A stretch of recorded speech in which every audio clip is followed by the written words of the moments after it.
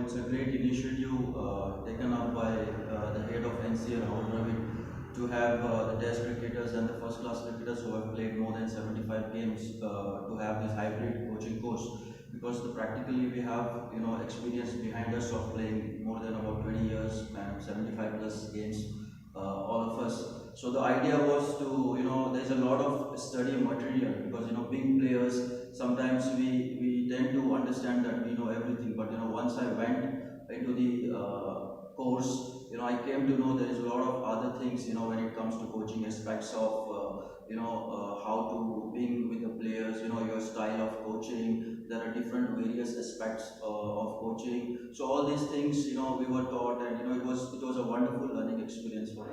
My thing has been always, a specialist all-rounder, so I have been into more of a spinner's thing. But I could also, understand the various aspects of batting, the different kinds of things required, and what are the psychological aspects, and the different types of coaching, where there are starters, there is erratic commanding style, there is a cooperative style, there is a submissive style.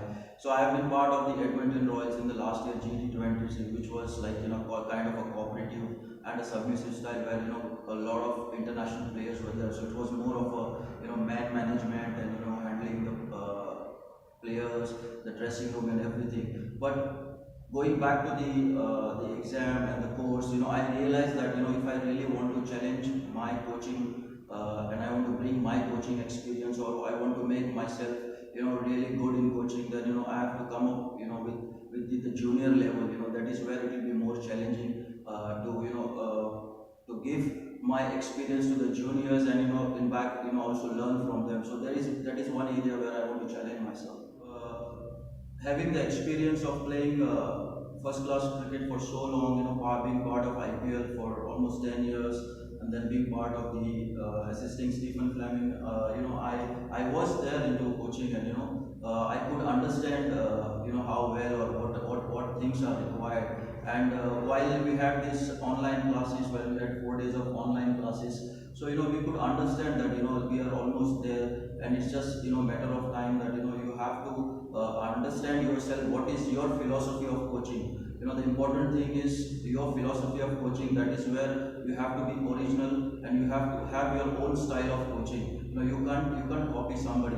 So having that experience and having your own philosophy, because I believe coaching is all about contributing, because you are contributing to someone's potential, and you are inspiring, you are motivating, and you are giving that extra mileage to that player or somewhere to make him the best. So it's all about contribution and your philosophy, and having the experience of all these years playing. So definitely it will help me into this. Yes, I believe earning the players' trust and having the man management, half the battle is won. Because once you have the players' trust, and that is where the comfort level comes, and you can express yourself as a coach. But also I believe in today's style of coaching, more onus has to be given to the players to think themselves, where you have to be a little cooperative.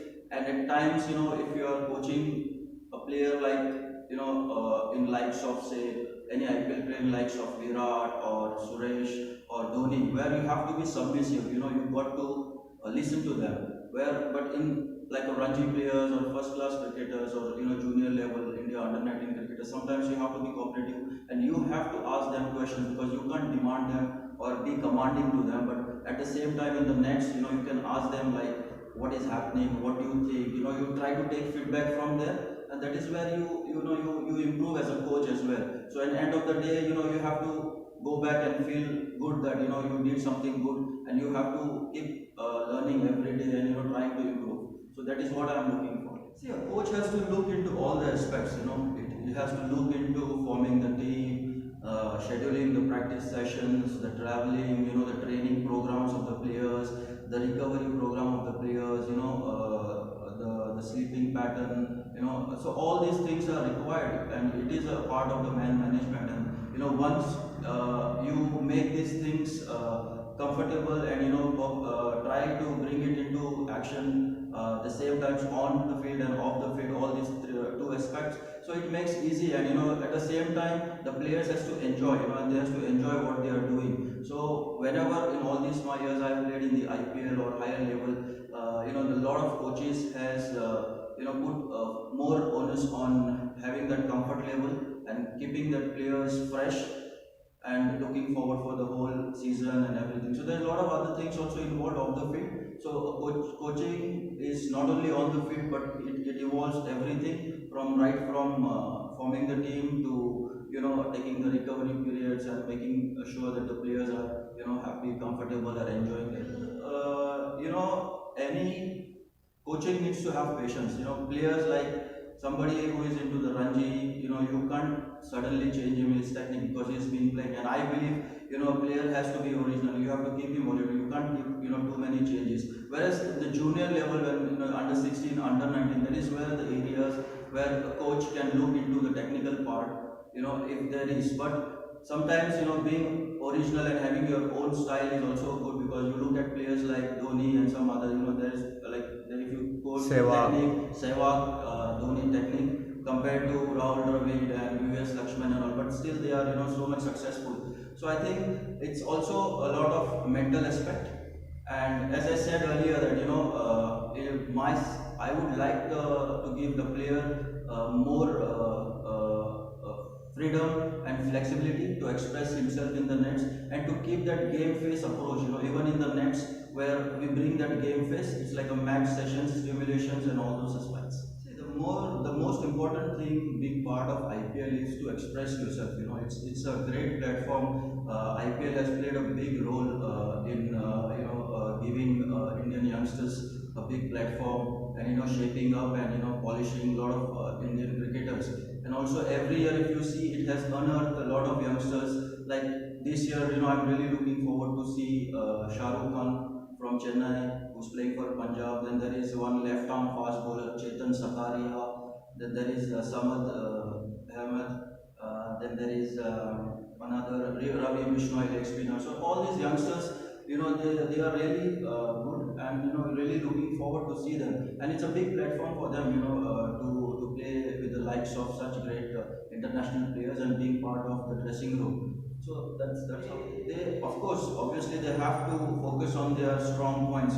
They can't just look and go into the IPL thinking that they have to change their game. How they have been playing their first class games, matches, and they have been successful. So that same mantra they have to apply, especially for our Goan lad Suresh.